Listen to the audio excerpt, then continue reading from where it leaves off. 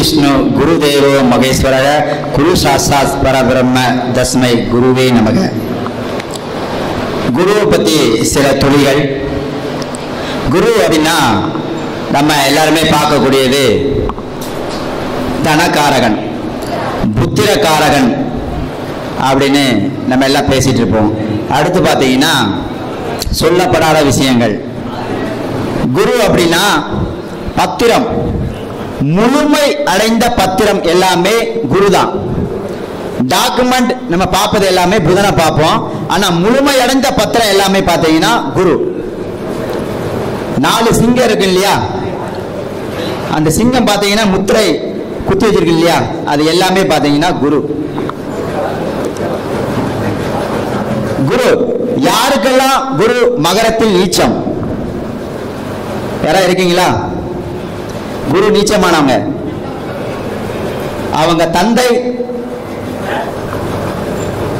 பொருளாதார இழப்பு ஒரு முறையாவது ஏற்பட்டிருக்கும். ஏன் அப்படின்னா காலபுருஷனுக்கு 9ஆம் இடம் தனுசு, அதுக்கு 2ஆம் இடம் மகரம். காலபுருஷனுக்கு 10ஆம் இடம் மகரம், அதுல குரு போய் நீச்சம் அடைகிறார். அவர் தனக்காரகன். ஒரு முறையாவது தொழில தோல்வி அடைஞ்சிருப்பார். குரு யாருக்கெல்லாம் உச்சம் பெறுகிறாரோ அவங்க அம்மா கண்டிப்பாக நிலமோ இல்ல பணமோ இல்ல வசதி குறைவா இருந்தா ஒரு 10,000 20,000 50,000 கண்டிப்பாக அவங்களுக்கு கொடுத்திருப்பாங்க. யாருக்கெல்லாம் குரு உச்சமா இருக்கோ பார்த்துருங்க, கண்டிப்பா இருக்கும். குரு பலம் பெற்றால் கண்டிப்பாக ஒரு நல்ல குரு கிடைப்பார். குரு பலம் பெற்றால் கண்டிப்பாக கல்வித்துறையில் இவர் சிறந்து விளங்குவார்.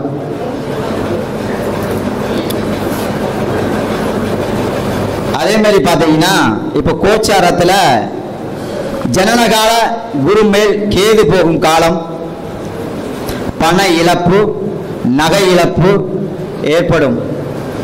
அதே மாதிரி ஜனனகால குரு மேல் ராகு போகும்போது ஒரு ஃபண்ட் அவங்களுக்கு ஸ்டக் ஆகும். ஜனனகால குரு மேல் சனி போகும் காலம் தொழில் விருத்தி அடையும்.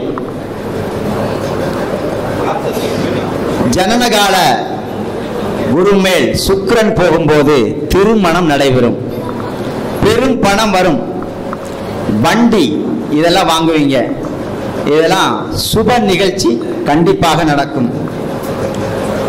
குருமேல் ஜனனகால குருமேல் சந்திரன் போகும்போது மனம் சஞ்சலப்படும்.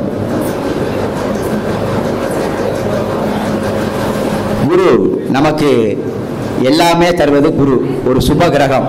இவர் 2, 7, 9, 11 இருந்தால் கண்டிப்பாக மிகப்பெரிய யோகத்தை செய்வார். எந்த லக்னத்துக்கு?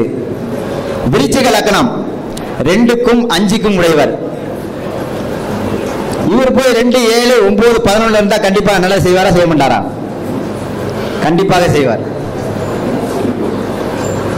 இந்த நல்ல வாய்ப்பினை எனக்கு தந்த கனியல் ஐயா அவர்களுக்கும் நன்றி கூறி விடைபெறுகிறேன். நன்றி, வணக்கம்.